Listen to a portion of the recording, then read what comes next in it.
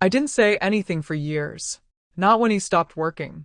Not when he started waking up at noon. Not even when he began treating me like I was just there to serve him. My own son, 28 years old, living under my roof like nothing in the world was his responsibility. People think it happens suddenly. It doesn't. It happens slowly, quietly, one excuse at a time. Just a phase. He's figuring things out. He'll get back on his feet. That's what I told myself. That's what I wanted to believe. But deep down, I knew something wasn't right. Because every day, it got worse. He stopped helping around the house. Stopped looking for jobs. Stopped even pretending. And the way he looked at me changed too. Not with gratitude. Not even with respect. But with expectation. Like I owed him something. Like it was my duty to feed him, clean for him, and stay quiet. And I did. For a long time, I stayed quiet. Until that morning. That morning, something happened that I didn't expect. Something small, but it hit differently. And in that moment, I realized something I had been avoiding for years. If I didn't do something now, he would never change. And everything in this house would stay exactly the same. But what I did next, I had never done before. I remember the exact moment I realized something had changed, and it wasn't just him, it was me too, even though I didn't want to admit it at the time. The house was quiet, but not the peaceful kind of quiet. It was heavy, like something was being ignored on purpose. The clock on the wall read 11:47 a.m., and I was already on my second cup of coffee, sitting at the kitchen table, staring at the same unpaid bill I had been avoiding for days. I knew he was still asleep upstairs. I didn't even need to check. That had become his routine: sleep late, wake up slow, and walk into the kitchen like the world owed him something. And the worst part? I had allowed it. Not overnight, not all at once, but little by little, day after day, excuse after excuse, until this became normal. Until I became invisible in my own home. I used to tell myself he was just going through a phase. That maybe he needed time. That maybe something had happened to him that he wasn't telling me. A mother always tries to understand before she judges. That's what I believed. But understanding slowly turned into tolerance, and tolerance turned into silence. I stopped asking questions because I didn't want conflict. I stopped pushing him because I was afraid he would leave, or worse, that he would stay and resent me. So I adjusted. I cooked what he liked. I cleaned up after him. I paid for things he should have been paying for himself. And every time I did, I told myself it was temporary. Just until he got back on track. Just until things changed. But things didn't change. They settled. Around noon, I heard it. The slow, dragging footsteps coming down the stairs. Not rushed, not purposeful, just lazy, careless movement. I didn't turn around right away. I already knew what I was going to see. Messy hair, phone in hand, eyes half open, like the day had just begun for him, while mine had already been going for hours. He didn't say good morning. He never did anymore. Instead, he opened the fridge, stared inside for a few seconds, then sighed loudly, like he was the one disappointed. "There's nothing good to eat," he said, without even looking at me. That was the moment something inside me tightened, not snapped yet, but tightened. Because I knew exactly what that meant. It meant he expected me to fix it. I stood up slowly, trying to keep my voice calm, even though I could feel something building inside my chest. "There's food," I said, pointing to what I had cooked earlier. Simple food. Real food. Not takeout. Not something expensive, not what he was used to demanding lately. He looked at it, made a face, and shook his head like a child refusing dinner. "I don't want that," he replied, already scrolling through his phone again. "Can you order something?" And there it was. Not a request. Not even a question. Just expectation. Like it was automatic. Like I didn't have a choice. Like this was how things were supposed to be. And for a second, just 1 second, I almost did what I always did. I almost grabbed my phone, opened the app, and ordered whatever he wanted just to avoid the tension, just to keep the peace. Because that's what I had been doing for years. Keeping the peace at the cost of my own sanity. But this time, something felt different. I didn't move. I didn't pick up my phone. I didn't respond right away. And in that silence, something shifted. Not in him, but in me. Because for the first time in a long time, I didn't feel like fixing it. I felt like watching what would happen if I didn't. He noticed. He looked up slowly, confused, like he wasn't used to resistance. Like the system had a glitch. Are you going to order it or not? He asked, his tone changing slightly, more impatient now. And I just stood there looking at him, really looking at him. Not as my little boy anymore. Not as someone who needed protection. But as a grown man who had gotten too comfortable being taken care of. And in that moment, I realized something that made my stomach turn. This wasn't just his fault anymore. I had helped create this. And if I didn't change something now, nothing ever would. I didn't answer him right away, and that silence stretched longer than it ever had before. It wasn't just quiet. It was unfamiliar. For years, I had filled every gap, every pause, every inconvenience. But now I stood there, letting the moment breathe, letting it become uncomfortable. He shifted his weight, still holding his phone, still expecting me to break first. So, he said again, this time sharper, like he was talking to someone who owed him an explanation.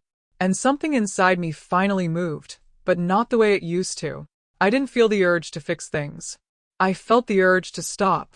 I'm not ordering anything, I said, calm, steady, almost unfamiliar to my own ears. The words didn't come out loud, but they carried weight. Real weight. He blinked, like he didn't process it at first. What do you mean you're not ordering? He replied, half laughing, like this was some kind of joke. But I didn't laugh. I didn't soften it. I just stood there. There's food already, I said again, pointing to the stove, the same simple meal he had already rejected. You can eat that. And that's when his expression changed, not confusion, any more irritation. He scoffed, shook his head, and walked past me like I had just said something ridiculous. I'm not eating that, he muttered, louder this time, making sure I heard it. Then he dropped himself onto the couch, legs spread, phone back in his hands, scrolling like nothing mattered. Like the conversation was over. Like my answer didn't count. And for a moment, I felt that familiar pressure rising again, that old reflex to give in, to avoid escalation, to just make things easier. But this time, something held me in place. Something stronger than fear. It was clarity. I turned back to the kitchen, not to cook something else, not to fix anything, but to continue my day. I poured myself another cup of coffee, slower than usual, almost deliberately slow, like I was reclaiming something I had lost. Behind me, I could feel his presence in the living room, the way he shifted, the way he sighed louder now, trying to provoke a reaction. And when that didn't work, he did what he always did, he escalated. So, you're just not going to help me? He called out, his voice carrying a mix of annoyance and disbelief. What am I supposed to eat? That question hit differently this time. Not because of what he said, but because of what it revealed. He wasn't asking like an adult. He was asking like a child who had never been forced to figure things out on his own. And that realization landed heavy in my chest. Because I knew the answer. I knew exactly what he was supposed to do. He was supposed to get up, make something, solve his own problem. But he didn't. Because he never had to. Because I never made him. And standing there, holding that cup of coffee, I saw it clearly for the first time, not just his behavior, but the pattern, the cycle, the comfort I had built around him that slowly became his prison, and mine too. You'll figure it out, I said, without turning around. 3 simple words. But they changed everything. The room went quiet again, but this time it wasn't the same kind of quiet as before. This one had tension in it. Resistance. Something was breaking, but not loudly. Slowly. Internally. I could hear him shift on the couch, hear the pause in his movements, like he was trying to decide what to do next. And for the first time in years, I didn't step in to guide it. I let him sit with it. I let him feel it. Minutes passed. No movement. No solution. Just silence. And then he stood up again. But not to cook. Not to solve anything. He walked back into the kitchen, this time with a different energy. Not lazy anymore. Not passive. Confrontational.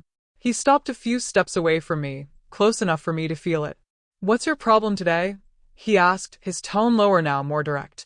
Why are you acting like this? And I slowly turned to face him. Not rushed. Not defensive. Just present. Because deep down, I knew this moment had been coming for a long time. And now, it was finally here. He stood there waiting for me to explain myself, but I didn't rush to fill the silence like I always used to. That alone already felt different, almost uncomfortable in a way I wasn't used to. For years, I had been the one to smooth things out before they could even turn into a problem. I would anticipate his reactions, adjust my behavior, and keep everything running without friction. But now, I was just standing there, present, not fixing anything, not stepping in. And that seemed to confuse him more than anything I could have said. "What's going on with you?" he asked again, this time with more edge in his voice, like he was trying to pull me back into something familiar. It wasn't concern. It wasn't curiosity. It was irritation, subtle but clear. The kind of irritation that comes when someone expects things to go a certain way, and they don't. I looked at him for a moment, really looked at him, and something inside me shifted. Not emotionally, but mentally. I wasn't seeing him as someone who needed help anymore. I was seeing someone who had gotten too comfortable receiving it. "Nothing is going on," I said calmly. "I just didn't feel like ordering food today." It wasn't dramatic. It wasn't aggressive. It was simple. And that simplicity seemed to frustrate him even more, because there was nothing there he could twist or argue against. No emotion to push back on. No opening to turn things around. Just a clear answer that didn't match what he expected. He let out a breath, almost like he was annoyed that this wasn't going the way it usually did. "There's nothing here I want to eat," he said, glancing quickly at the stove before dismissing it again. And that word, want, stayed with me, because that was the truth of it. This was never about need. There was food. There was always food. But it wasn't what he wanted, and somewhere along the way, I had made that the standard. I had made his preferences more important than the reality in front of him. And now, he didn't even question it. I didn't argue. I didn't explain. I didn't try to convince him. I just stood there, holding my coffee, letting the moment sit the way it was. And the longer I didn't react, the more his expression changed. At first it was irritation, then confusion, and slowly something else started to show. Not quite anger yet, but something closer to discomfort. Because now, for the first time in a long time, he didn't know what to do next. "So, you're just not going to help me?" he asked, and this time there was something heavier in his tone. Not just frustration, but disbelief. Like the rules had changed without him agreeing to it. And standing there, I realized something that settled deep inside me. This wasn't about food anymore. This was about a pattern that had been running for years without interruption. And for the first time, that pattern had stopped. Not because of him, but because I chose not to continue it. He didn't leave the kitchen this time, and that, in itself, said more than any words could at that moment. Normally, when something didn't go his way, he would simply withdraw, grab his phone, and immerse himself in distractions, as if the world could wait for him. But now, he remained there, standing, observing, like someone who realizes something has gotten out of control and doesn't yet know exactly how to fix it. And there was something in the way he looked at me that revealed more than irritation. It was discomfort. A kind of silent discomfort which arises when reality begins to slip from what a person was used to controlling. "You're acting strange today," he said, trying to keep his voice under control, but unable to completely hide the tension that was beginning to rise beneath his words. It wasn't a genuine question. It was almost a veiled accusation. As if the problem wasn't the situation, but the fact that I wasn't reacting the way he always expected. And there, for the first time in a long time, I didn't feel the need to explain myself, to justify myself, to soften my stance. I just watched him, in silence, realizing something I'd been ignoring for years. He wasn't lost. He was too comfortable. "There's nothing wrong with me," I replied calmly, without raising my voice, without rushing. "I'm just not going to do things the same way as before." And that sentence, despite its simplicity, carried a weight that even I hadn't put into words until then. Because it wasn't about food, nor about a specific order. It was about an entire pattern being interrupted. It was about a dynamic that had worked for years being broken right there, in the middle of an ordinary kitchen, on a seemingly ordinary morning. He reacted with a short, almost automatic laugh, but completely devoid of humor. It was the kind of reaction someone has when they don't like what they're hearing, but don't yet know how to respond directly. So now you've decided to change everything just like that, out of the blue? He said, crossing his arms, adopting a more defensive posture. And at that moment, it became clear that he wasn't dealing with the change itself. He was dealing with the loss of control. Because when someone gets used to a pattern, any alteration feels like a personal attack. I didn't decide this today, I said, maintaining a steady gaze, not aggressive, but not backing down. This has been happening for a long time. I just stopped ignoring it. And that was, perhaps, the first time I said something that couldn't be distorted or avoided. It wasn't a direct criticism of him, but it wasn't an excuse either. It was simply an acknowledgement of reality, something I had been putting off for years. It was at that point that his expression truly changed. It wasn't immediate, it wasn't exaggerated, but it was noticeable. His gaze shifted for a second, his posture lost some of its firmness, and something began to emerge. Not exactly regret, but a slight instability, as if he were beginning to realize that the ground beneath him was no longer the same. And that's when he tried to change the course of the conversation, not with confrontation, but with something more subtle. "Do you think this is easy for me?" he said, this time in a lower, less aggressive voice, almost heavy with weariness. He ran a hand over his face, avoiding looking directly at me for a few seconds. "Do you think I wanted to be in this situation?" And that phrase had worked before. Many times. Because it awakened guilt. It made it seem like he was a victim of something bigger, and that I needed to compensate for it somehow. And for a long time I did compensate. But this time, I didn't move. I heard. I let him finish. And I remained silent. Because for the first time, I understood something clearly. Every time I went in to alleviate that discomfort, he never really had to face it.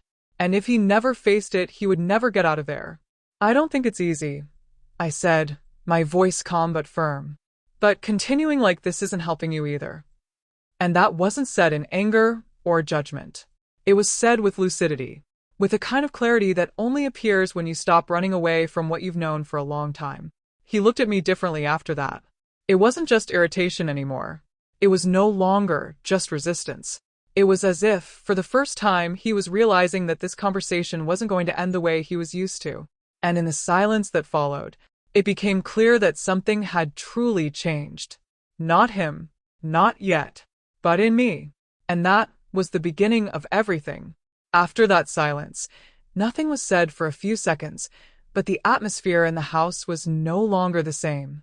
It wasn't a visible change, not something someone from the outside would immediately notice, but inside me, something had aligned in a way that wouldn't go back.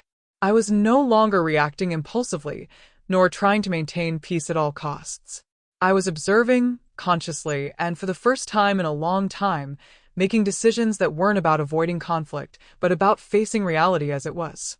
He ended up leaving the kitchen without saying anything else, but it wasn't like the other times. It wasn't that carefree indifference, as if nothing mattered.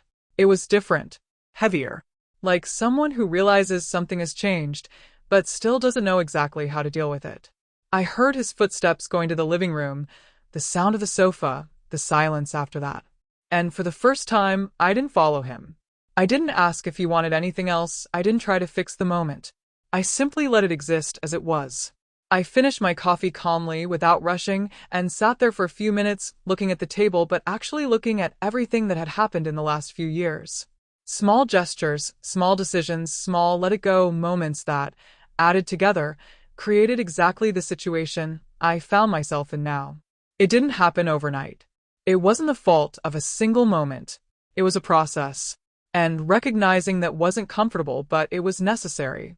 That's when I stood up. No rush. No drama. But with a clear decision. I went to the counter, grabbed my phone, and this time, it wasn't to order food. I opened the banking app. I stared for a few seconds at the numbers on the screen, at the recent transactions, at the expenses I no longer even questioned. Food orders, small things that, individually, seemed insignificant, but together sustained a lifestyle that no longer made sense. I took a deep breath. And then I did something I had never done before. I went into the settings of the card he was using, and I blocked it. Not angrily, not as punishment, but as a limit. Simple, direct, necessary. My finger hesitated for a second before confirming, not because I didn't know what I was doing, but because I knew exactly the impact of it. This wasn't just about money. It was about breaking a cycle. It was about taking away something he already considered guaranteed. And when I confirmed, there was no immediate relief. There was silence.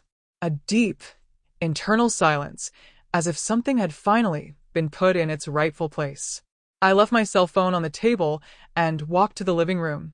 He was still there, lying on the couch, scrolling through his phone feed as if nothing had happened, but there was a tension in the air that hadn't been there before. I paused for a second before speaking, observing that scene that had been routine for so long and that now no longer seemed acceptable.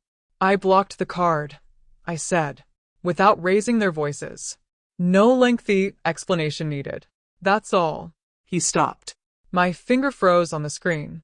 The body remained motionless for a second that seemed longer than it actually was. And then he looked at me. In truth, not like before. Not out of disinterest, but with something that hadn't appeared before. Surprise. And perhaps for the first time, a beginning of reality. For a few seconds, he said absolutely nothing, but the silence that settled there wasn't empty, it was heavy, almost as if the room had suddenly shrunk. His gaze remained fixed on me, trying to process what I had just said, as if a part of him still hoped it was some kind of momentary exaggeration, something I would retract in a few seconds. But I didn't move, I didn't finish the sentence, I didn't soften my tone. I just stood there, maintaining what I had said, and that was enough for him to realize it was real. What, he finally said, lifting his body from the sofa, resting his arms on his knees, his cell phone still in his hand. It wasn't a calm question. It was short, dry, laden with disbelief. How could you block the card? And at that moment, the passive tone from before was gone. Now there was open, visible tension, impossible to ignore. Because this had crossed a line that had never been touched before. I blocked it, I repeated, with the same calm as before, without raising my voice, without going into lengthy explanations. You're not going to use it anymore. And this second sentence was even more direct than the first, because it left no room for negotiation, for interpretation, for that old dynamic where everything always ended up coming back to the same point. He let out a short laugh, but this time there was nothing gentle about it. It was the reaction of someone who doesn't accept what's happening, who tries to reject reality before even dealing with it. Are you serious? He said, standing up completely now, walking a few steps across the room, running a hand through his hair, clearly irritated. This is ridiculous. What's the point? What's the point, controlling myself now? And there it was again, the attempt to reverse it, turning limits into control, turning a decision into an attack. I had seen this pattern before, but I had never perceived it as clearly as I did at that moment. It wasn't about the card. It was about him losing something he considered guaranteed. It was about him no longer being able to depend on something effortlessly. And that bothered him more than any argument. It's not about controlling you, I said, keeping my voice steady even as the tension in the room grew. It's about stopping supporting something that isn't working. And that sentence came out with a firmness I didn't usually have, not because I was trying to be harsh, but because, for the first time, I was being honest without trying to soften the impact. He stopped walking. He stood facing me. His gaze was no longer just irritated, it was more intense, more direct, almost defiant. So you think this is going to solve anything? He said, his voice louder now, making no attempt to hide his frustration. You think cutting things off like this is going to work magic? Make me a different person overnight? And that question wasn't entirely wrong. But that wasn't the point either. No, I replied without hesitation. But continuing as things are won't change anything either.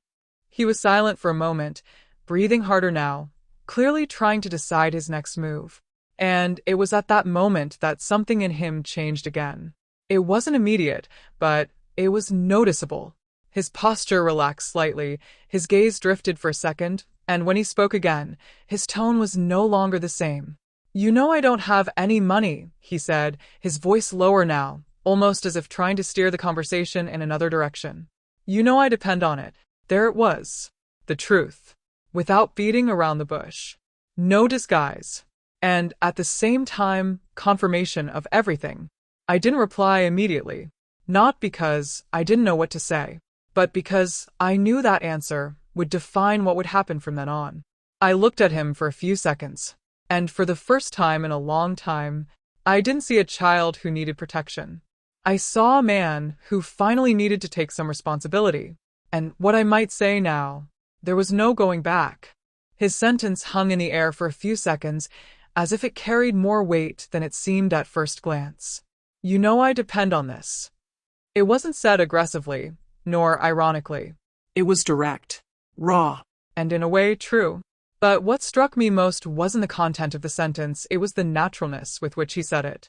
As if it were obvious. As if depending on me, at that point in his life, was something completely normal, acceptable, almost expected. And it was precisely at that point that I clearly perceived something I had been ignoring for years. He didn't see it as a problem, because I had never treated it as one. I took a deep breath before answering, not because I was nervous, but because I knew that what I was about to say couldn't be undone later. For a long time, I had lived trying to balance things, trying to be understanding, trying to avoid major ruptures. But that moment was no longer about balance. It was about definition, about making it clear, once and for all, where my responsibility ended and where his began.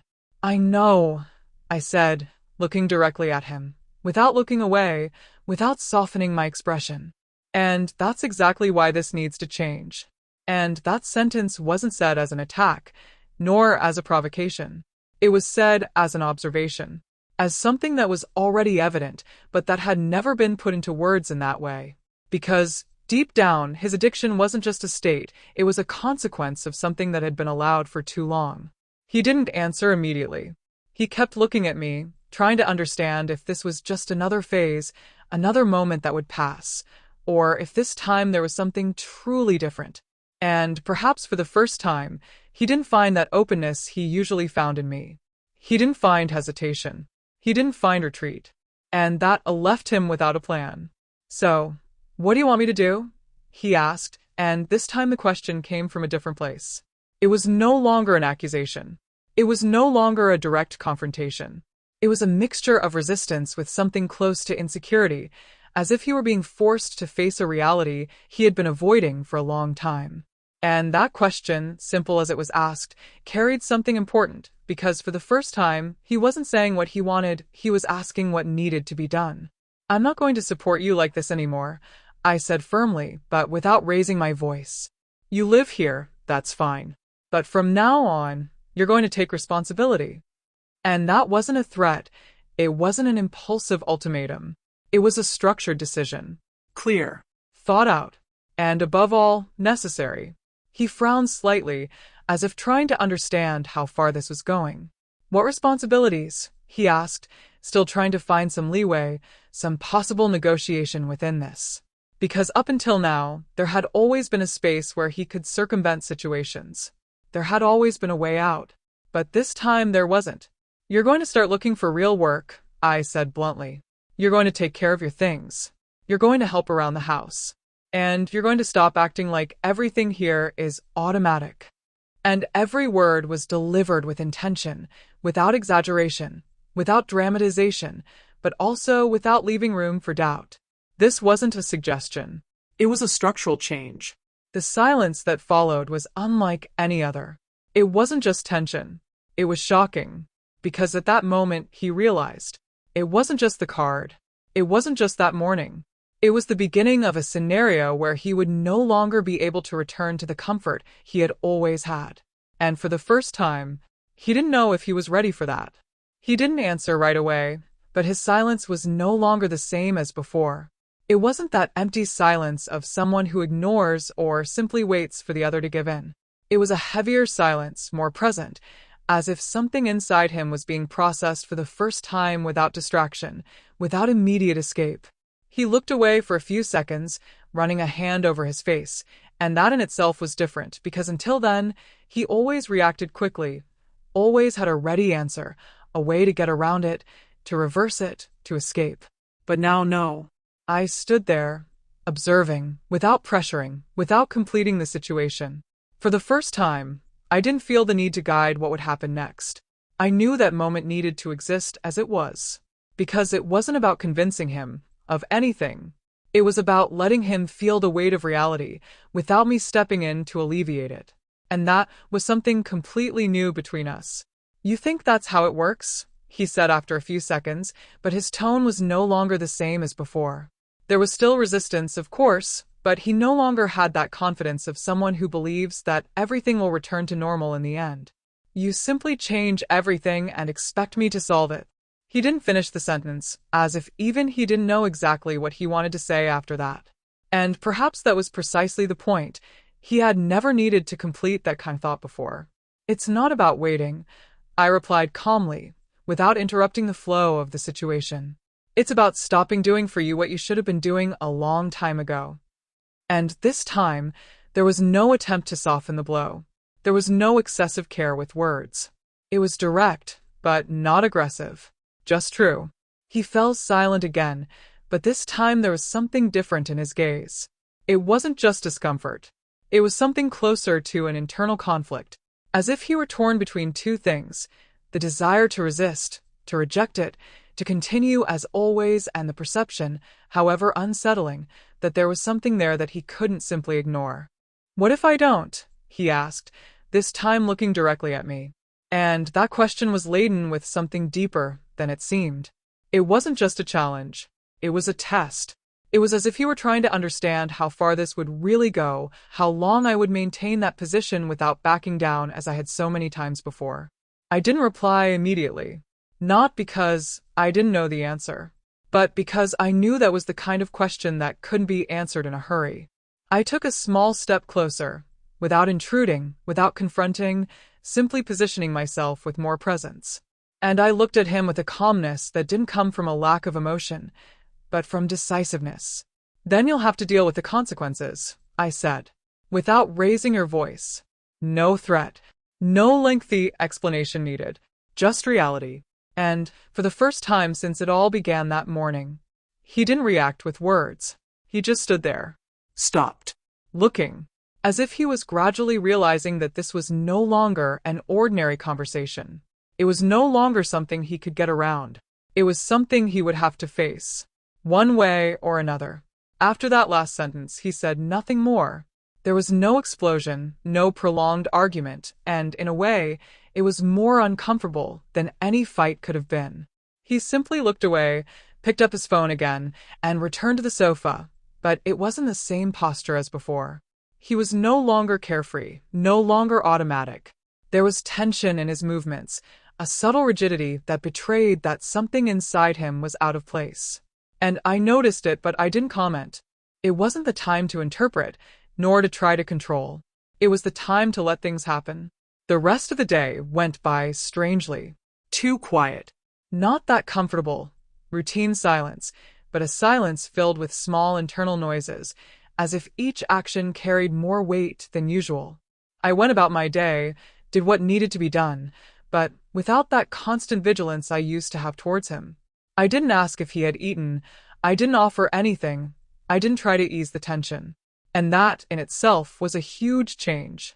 Because for years, I had always been one step ahead, trying to avoid any kind of discomfort. And now, I was allowing it to exist. Around mid-afternoon, I heard the sound of his bedroom door opening again. Firmer, quicker footsteps this time. He went downstairs and straight to the kitchen. He opened the refrigerator, closed it. Opened the cupboard, closed it. The same movement as before, but now with a different energy. It wasn't disinterest anymore, it was frustration. He stood there for a few seconds, as if waiting for something to appear on its own, as if simply searching would be enough to resolve the situation. But nothing changed. Then came the test. He picked up his cell phone. He fiddling with it for a few seconds, probably trying to do what he always did. Order food, solve problems quickly, avoid effort. But this time it didn't work. I didn't need to see the screen to know what was happening. The silence that followed was enough. A different kind of silence, drier, more direct. The kind of silence that only happens when someone realizes in practice that something has truly changed. He took a deep, heavy breath and rested his hands on the counter for a few seconds. This wasn't just about food. It was about losing easy access. It was about realizing there was no longer an automatic way to solve everything effortlessly. And perhaps for the first time in a long time, he was being forced to deal with something simple without shortcuts. I observed from afar, without approaching, without interfering, not out of coldness, but out of awareness. Because I knew that moment was too important to be interrupted. Small on the outside, but great on the inside. It was there that reality began to cease being just conversation and became experience. After a few minutes, he opened the pot that was on the stove. He just stared, in silence. No need to look disdainful this time. Without complaining, just looking. And that gesture, simple as it was, spoke louder than any discussion. Because it wasn't about accepting the food. It was about accepting the situation. He picked up a plate. It served its purpose. Without saying anything. Without looking at me. And he sat down at the table. And, at that moment, for the first time in a long time, he did something on his own initiative. Not because I wanted to, but because it was necessary. And that, it was already the beginning of something. Night fell more quietly than usual, but it wasn't a peaceful silence, the kind that brings rest. It was a dense silence, heavy with unspoken things, with thoughts that had nowhere left to escape. The house was tidy, everything in its place, but there was a feeling that something invisible had been displaced, as if the structure that sustained that routine had been permanently altered. I followed my routine as always, but without that constant worry about him. I didn't ask if he'd had dinner. I didn't knock on the door. I didn't leave anything ready expecting a reaction. For the first time, I only took care of myself and let him take care of what was his. On the other side of the house, I could hear small sounds coming from his room. Footsteps, a chair being dragged, his cell phone being placed on the table. Nothing out of the ordinary, but everything was different. Because before, those sounds were accompanied by nonchalance, by lightness, by someone who didn't carry real responsibilities. Now, there was a pause between one movement and another, as if each action was being thought out. It wasn't a visible change. It wasn't something anyone would easily notice, but I noticed. Because for years, I knew every detail of his behavior. And that it wasn't the same pattern. Meanwhile, he was alone. No food was being offered. Without someone taking care of the little things. Without the automatic comfort that was always there. And, for the first time in a long time, without enough distraction to avoid thinking itself. He sat on the bed, picked up his phone, scrolled for a few minutes, but it wasn't the same gesture as always. There was no immersion, no complete escape. It was superficial, almost automatic, like someone trying to distract themselves but unable to disconnect from what they're feeling. After a few minutes, he put his phone down, took a deep breath, and stared blankly into space, without any stimulus, without any noise, without anything to fill the void. And it is in this kind of silence that reality begins to emerge, not as a clear idea, but like a feeling, an annoyance, a perception that is difficult to ignore. He started thinking, even though he didn't want to think about how long I'd already been in that situation, to think about how many times he had postponed decisions, to think about how everything had become too easy and, at the same time, empty. And that kind of thinking doesn't come with comfort. It comes with weight, with discomfort, with that feeling that something needs to change, but it's not yet clear how. He ran a hand over his face, exhaled slowly, and at that moment, there was no one to soothe it. There was no voice saying everything was all right, no distraction sufficient to erase the feeling. There was only him and reality itself. And that, however simple it may seem, it is one of the most important moments in any change. Because it doesn't start with action. It starts with awareness. On the other side of the house, I was sitting also in silence. Not expecting anything. Not controlling anything. But feeling, with a quiet clarity, that something had begun that day. Not visibly. Not immediately. But it's real. Because, for the first time, he had nowhere to run. And for the first time, I wasn't there to stop it. The following morning began differently, but not because of anything immediately visible. The house was in the same place, the furniture, the objects, everything the same. But there was a feeling in the air that hadn't been there before. It wasn't exactly lightness, but it wasn't that constant weight anymore either. It was something more neutral, more open, as if something were suspended, waiting for movement. I woke up early, as always, followed my routine, made my coffee, sat at the table, and waited. Not for it, but for what would come from that day on. The clock ticked slowly, and for the first time in a long time, I didn't hear his footsteps descending late, dragging, carefree. The silence upstairs lasted longer than usual, but it wasn't the same silence as the night before. It was a different silence, more active, as if something were happening there, even without a sound. I didn't go up to see, I didn't call, I didn't interfere. I just let time pass. After a while, I finally heard movement. Steps. Firmer than usual. More aware. He descended the stairs without haste, but also without that careless slowness of before. When he entered the kitchen, he didn't have his cell phone in his hand. That in itself was a clear difference. His gaze swept around the room, met mine for a second, and this time there was no immediate confrontation. There wasn't that automatic defensive posture. There was something more contained, more internal. Good morning, he said. Simple. Direct. But full of meaning, because it wasn't just a greeting. It was something he had stopped doing a long time ago. And at that moment, that spoke louder than any speech. I responded with the same simplicity, without exaggerating, without turning it into something bigger than it was. Because I knew that kind of change didn't need applause. It needed space. He walked to the kitchen, opened the refrigerator, and this time there was no complaint. There was no expression of displeasure. He simply observed, took a few things, closed the door, and began to manage on his own. It wasn't impressive, it wasn't perfect, it wasn't efficient, but it was real. And that was enough. While he prepared something simple, there was a silence between us, but it wasn't uncomfortable. It was a different kind of silence than before. It wasn't tension. It wasn't resistance. It was adaptation. Like two people who are still figuring out a new way of living together, without needing to fill every space with words. After a few minutes, he sat down at the table.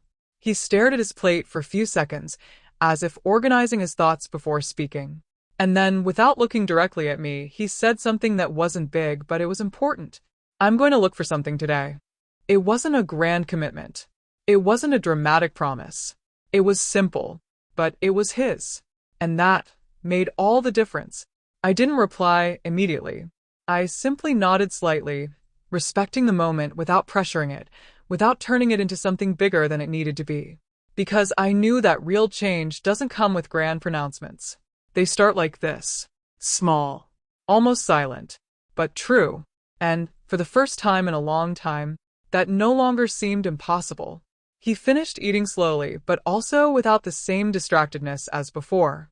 There was intention in his movements, even if still timid, as if he were trying to adjust to something he hadn't yet fully mastered. When he got up from the table, he didn't leave everything as he usually did. It wasn't perfect, it wasn't automatic, but there was a pause, a small gesture of awareness before leaving the kitchen. And that detail, almost imperceptible to anyone else, showed something important. He was beginning to perceive the environment around him, not just exist within it. Minutes later, I heard the sound of the bedroom door opening again, but this time it wasn't the rhythm of someone returning to hide. It was quicker, more purposeful. He was getting ready. I didn't check, I didn't ask anything, but I could tell from the sounds, drawers opening, firmer footsteps, the movement of someone who, for the first time in a long time, had a destination outside their own repetitive routine. And that, in itself, already carried an emotional weight that didn't need to be verbalized. When he reappeared, already dressed, his hair simply styled, there was a brief pause at the door. It wasn't complete hesitation, but it wasn't confidence either. It was like someone who knows they need to leave, but doesn't yet feel entirely prepared for what they'll find on the other side. He looked at me for a second, not seeking approval, but perhaps recognition. He said nothing, and neither did I. I simply maintained my presence, without interfering in that moment that needed to be his. The door closed, and the house fell silent again. But this silence was completely different from all the previous ones. It wasn't absence. It was movement. It was as if something had begun to reorganize itself outside of that space. Outside, reality was not kind to him. There were no shortcuts, no quick fixes, no one waiting to make things easier. The world didn't know who he was, didn't know his story, had no context. It simply demanded. It demanded posture, attitude, responsibility. And this kind of confrontation doesn't happen comfortably. He walked the streets without a very clear direction at first, going into places, asking questions, trying to understand where to begin. And with each vague answer, each leave your resume, each neutral look, the feeling of difficulty began to appear. Because outside of your home, nobody adjusts reality for you. And that weighs heavily. More than any discussion within four walls. At some point during the day, he stopped.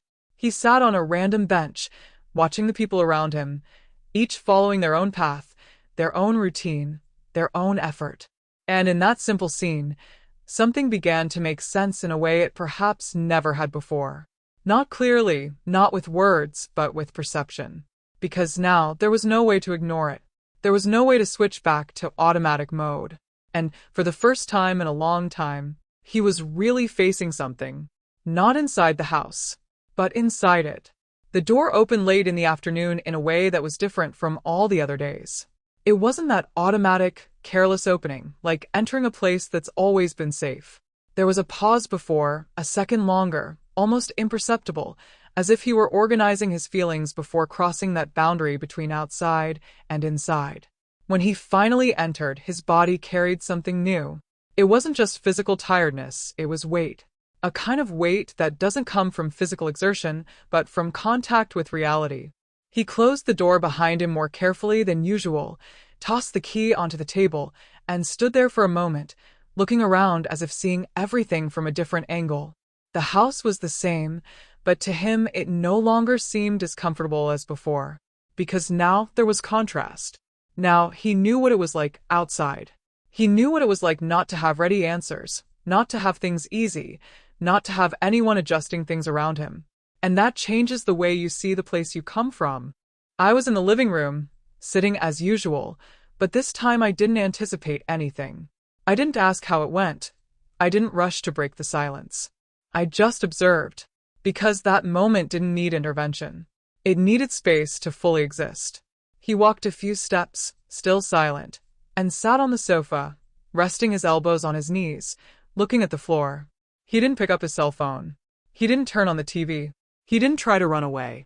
"It's not easy," he said after a few seconds. The sentence was simple, but it came differently. That was no excuse.